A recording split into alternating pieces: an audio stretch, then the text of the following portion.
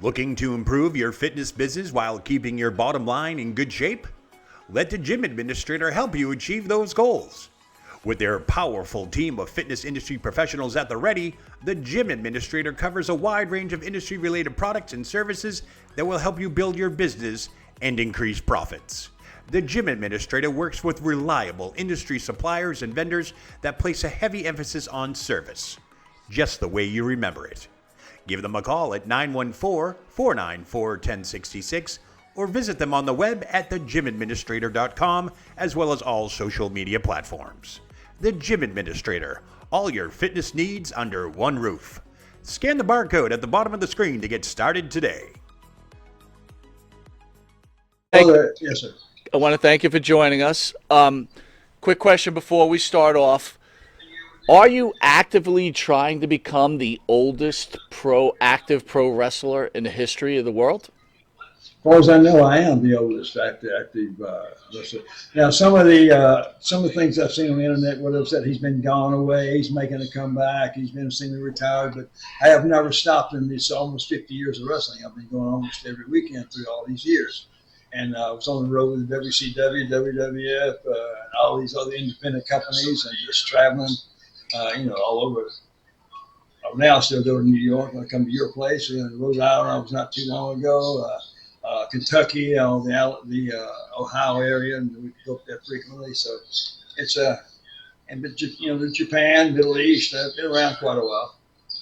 Made a lot of stops all over the world, like Ricky Nelson said in his song. What did you think of the Nature Boy Ric Flair's comeback? Being that you're in such great shape, and I'm not saying Flair isn't, what did you think of that comeback? Well, I think if you're not mentally finished, you're going to come back. So he felt like he could come back for another run. I haven't seen any of his work since he's come back, but I'm sure he's doing a great job because he was the best ever. I don't know of anybody else that can even come to close to being Ric Flair. He was Mr. NWA, Mr. Everything to wrestling.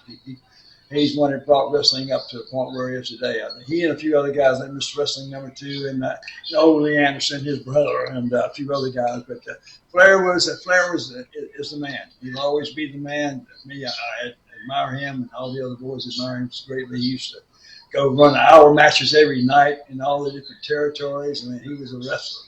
He was a wrestler's wrestler. I guarantee you. Flair was just incredible individual.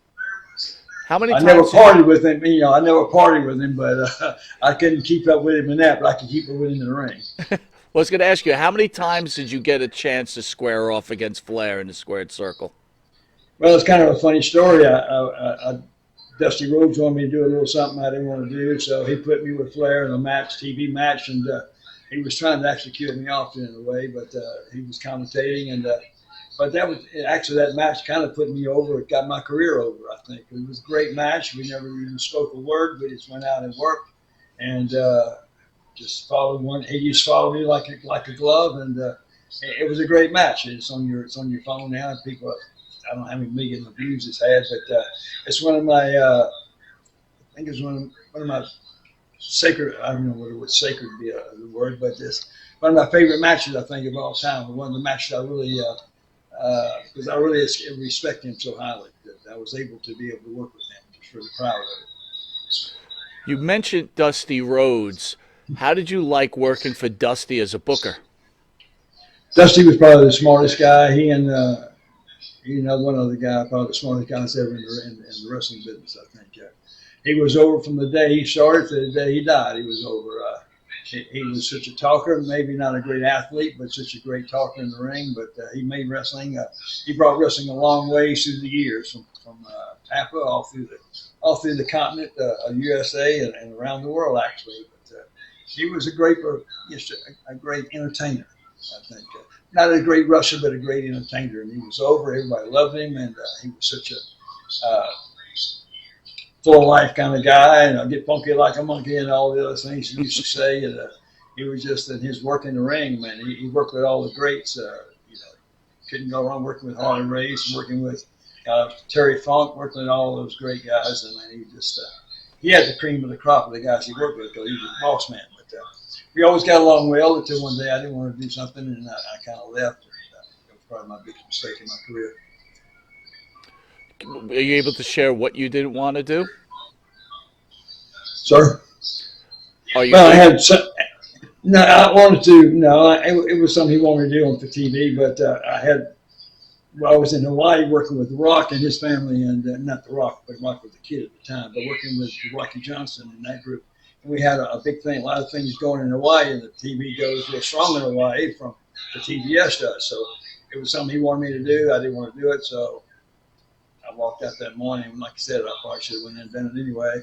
But it's one of the regrets I have in wrestling that I didn't follow through with that.